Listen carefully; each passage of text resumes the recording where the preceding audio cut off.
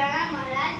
મહારાજ કચ્છના 7 સૌદાગર છે જગદીશા પધાર્યા છે. પ્રધાનજી પણ સાથે છે.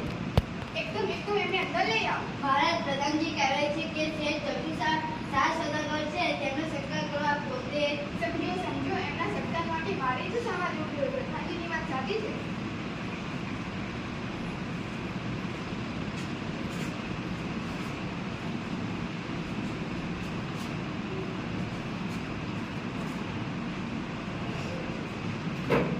મહારાજ ઓચિંતાનો કેમ યાદ કર્યો મને? સુખ દુઃખની વાતો કરવા સુધી ગુજરાતમાં આજે 3 વર્ષથી કાળમાં દુકાળ ચાલે છે. એકલા ગુજરાતની કાં વાત કરો છો? આખા હિન્દુસ્તાનમાં આજે દુકાળ પડે છે. સિંધ, મેવાડ, માળવા, કાશી અને ઠેઠ કંદહાર લગી આજે લોકો ભૂખે મરે છે. બાંધખરમાં પાંદડા ખરે તેમ કરે છે. વખત એવો બારીક છે કે પલગલાની લાજ જવાનો વખત છે. 7 કોટના દીકરાના મોંમાંથી બાપ બચકું રોટલો કાઢી ખાય છે. ઉઠતી ધન સારું મા બાપ છોકરાને વેચે છે. શી ખબર શું થવા બેઠું? રામજી રાખશે તે રહેશે, પણ આવે વખતે રહેતને ટકાવી રાખવાનો રાજ્યનો ધર્મ છે. આપ સરકાર પ્રજા વત્સલ રાજાનામામાં આવા જ શબ્દો શોભે. મને સાંભળીને બહુ આનંદ થાય છે. મેં સાંભળ્યું છે કે આપણે આપણા ધાનાના પોકાર અને જંગલના ભંડાર ગરીબો માટે ખુલ્લા કરી દીધા છે. મૂકી દીધા હતા, હવે તો એ ખાલીપણ થઈ ગયા છે. મારા ઘરના ભંડાર અને એમના કોઠારોય ખાલીપણ પડ્યા છે. અને રહીનો પેટનો ખાડો તો અહીં ઓણો જ રાજકીય વરસાદ આવશે અને સૌ સારામાં થશે. પણ વરસાદ આવ્યો નહીં. કચરામાં પૂરા દિન પૂર્યા. લોકો કાંહિયા ખોબા રહે છે. અમને જીવાડો, અમને બચાવો, અમે મરી જઈએ છે. ભૂખ્યા ગળામાંથી પૂરો અવાજ પણ નથી નીકળતો. વસ્તીનું દુઃખ છે, મારું દુઃખ છે, પણ નિવારણનો રસ્તો કોઈ મળી જતા ત્યારે હું મૂંઝાય. એ વખતે તમે હતા. હું યાદ આવ્યો કેવી રીતે? મારા સાંભળવામાં આવું છે કે રેખુશાની માલિકીની પટના છે કે એનાથી વખારો છે. મારી માલિકીની અનાજની વખારો? મહારાજ આપની કઈ ભૂલ થઈ લાગે છે. મારી માલિકીની અનાજની વખારો મેં કોઈ પાટણમાંથી કોઈ શહેરમાં રાખી જ નથી. તો અમે સાંભળીએ છીએ.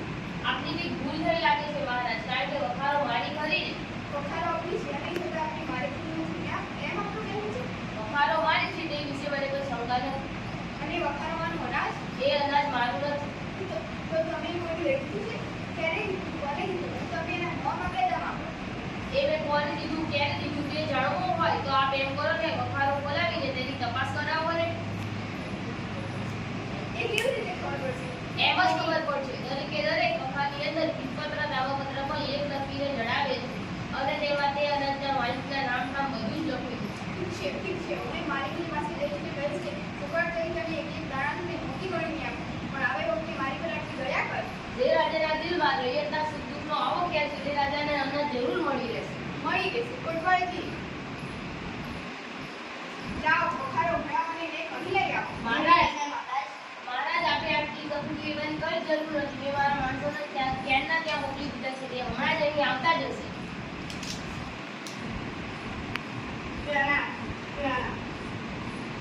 આજે હા મહારાજ, પંડિતજી પાસે તે વંચાવો.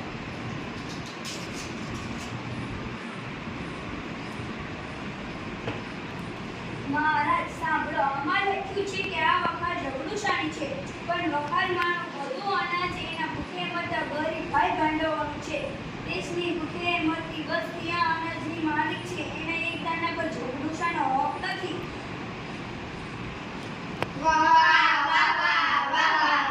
વાત પૂછવા તમે તો કહેતા હતા કે એના તમારું નથી. તો મારું છે એ તો ગરીબોનું છે. એ અનાજમાંથી મારે એક દાણો લેવાનો મને હક નથી.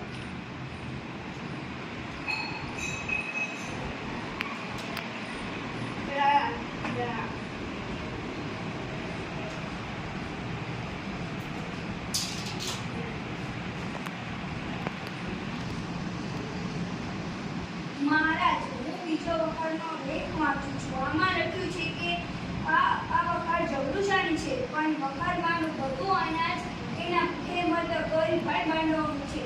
દેશની ભૂખે મરતી વસ્તી આ અનાજની માલિક છે. એના એક દાણા પર જગડુશાનો હક નથી. વાહ વાહ વાહ વાહ વાહ.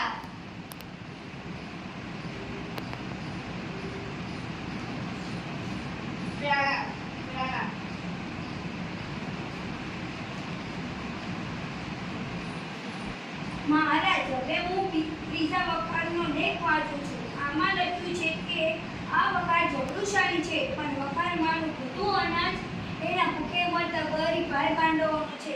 દેશની ભૂખે મરતી વસ્તી આ અનાજની માલિક છે.